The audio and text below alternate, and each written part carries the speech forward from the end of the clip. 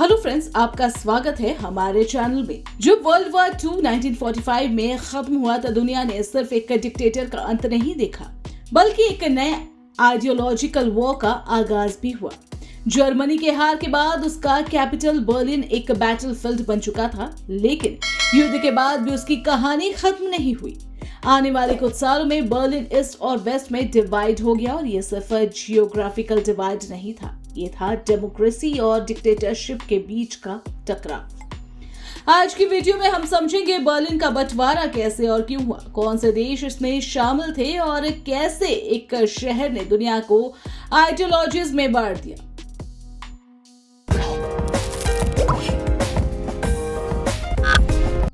Germany की हार और अलाइड पावर का कंट्रोल।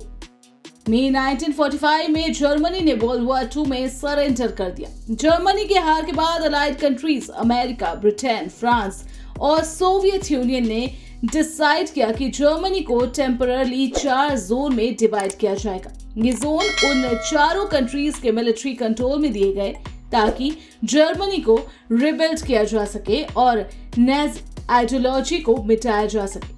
लेकिन बर्लिन, जो कि जर्मनी की राजधानी थी, वो भी इसी तरह 4 जोन में डिवाइड की गई, बिना ये सोचे कि आगे जाकर ये शहर एक ग्लोबल कॉन्फ्लिक्ट का सेंटर बन जाएगा। Soviet Union versus western allies ideology का टकराव। स्टार्टिंग में तो सब कुछ कोऑर्डिनेशन में चल रहा था, लेकिन धीरे धीरे डिफरेंसेस सामने आने लगे। सोवियत यूनियन चाहता था कि जर्मनी कम्युनिस्ट आइडियोलॉजी फॉलो करे, जबकि अमेरिका और वेस्टर्न पावर डेमोक्रेसी और ओपन मार्केट को सपोर्ट करते थे। ये आइडियोलॉजिकल डिफरेंस इतने बढ़ गए कि 1948 में सोवियत यूनियन ने एक वेस्टर्न बर्लिन को पूरी तरह से ब्लॉकेज कर दिया। इलेक्ट्रिसिटी, फूड, ट्रांसपोर्ट सब बंद कर दिया। लेकिन अमेरिका ने तुरंत जवाब दिया। बर्लिन एयरलिफ्ट स्टार्ट हुआ, जिसमें प्लेन के जरिए फूड और सप्लाईज भेजे गए। ये कोल्ड वॉर का पहला मेजर फेस ऑफ था और यहीं से बर्लिन एक सिंबॉलिक बैटलफील्ड बन गया। 1949 दो अलग जर्मनी बन गए। 1949 तक सिचुएशन और भी क्लियर हो गई थी। सोवियत यूनियन ने अपने कंट्रोल वाले एरिया को जर्मन डेमोक्रेटिक रिपब्लिक बना दिया, जिसका कैपिटल ईस्ट बर्लिन था। वहीं अमेरिका, ब्रिटेन और फ्रांस ने अपने कंट्रोल वाले एरिया को मिलाकर फेडरल रिपब्लिक और जर्मनी बनाया, जिसका सिंबॉलिक कैपिटल बोन था। लेकिन वेस्ट बर्लिन उसके कंट्रोल में रहा। इसका मतलब ये था कि बर्लिन एक ही शहर था, लेकिन 2 आइडियोलॉजीज में बांटा हुआ, एक तरफ कम्युनिस्ट ईस्ट और दूसरी तरफ कैपिटलिस्ट वेस्ट। बर्लिन दुनिया का पहला शहर बन गया जहां एक ही सड़क के 2 अलग अलग दुनिया दिखाई देती थी। द बर्लिन वॉल डिवाइड को दीवार बनाया गया।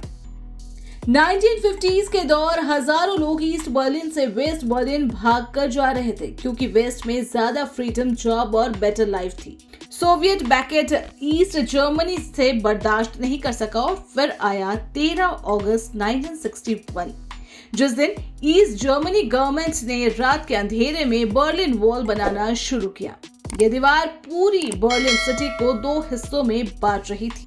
Concert, credit wires, machine guns और गार्ड के साथ लोग रोने लगे, परिवार अलग हो गए और एक शहर रियल लाइफ प्रिजन बन गया। बर्लिन वॉल का गिरना। बर्लिन वॉल लगभग 28 साल तक बना रहा, पर 1980s में सोवियत यूनियन वीक पड़ने लगा और दुनिया में डेमोक्रेसी की लहर चल पड़ी। 9 नवंबर 1989 ईस्ट जर्मनी की गवर्नमेंट ने अनाउंस किया कि अब लोग फ्रीली ट्रैवल कर सकते हैं। लोग सड़क पर उतर आए, हाथों में हैमर्स और टूल लेके बर्लिन वॉल तोड़ना शुरू कर दिया। पूरी दुनिया ने टीवी पर देखा एक शहर जो कभी डिवाइडेड था अब एक हो रहा था। 1990 में जर्मनी एक बार फिर से यूनाइटेड बन गया और बर्लिन उसका एक नया स्ट्रॉन्ग कैपिटल। बर्लिन का बंटवारा एक वार्निंग है। जब पॉलिटिक्स और पावर का टकराव होता है तो सबसे ज्यादा नुकसान आम लोगों को होता है। बर्लिन वॉल सिर्फ पत्थर और सीमेंट नहीं थी, बल्कि इंसानियत और आजादी के बीच एक दीवार थी। लेकिन लोगों ने उसे गिराया और दिखाया कि जब आवाज उठती है तो दीवारें कब तक टिकेंगी। आपको क्या लगता है, आज भी दुनिया में ऐसे बंटवारे हो रहे हैं? कमेंट में अपने थॉट्स जरूर बताएं और अगर आपको ऐसे ही जियोपॉलिटिकल कंटेंट पसंद आई हो तो वीडियो को लाइक, शेयर और चैनल को सब्सक्राइब करना न भूलें। Thanks for watching.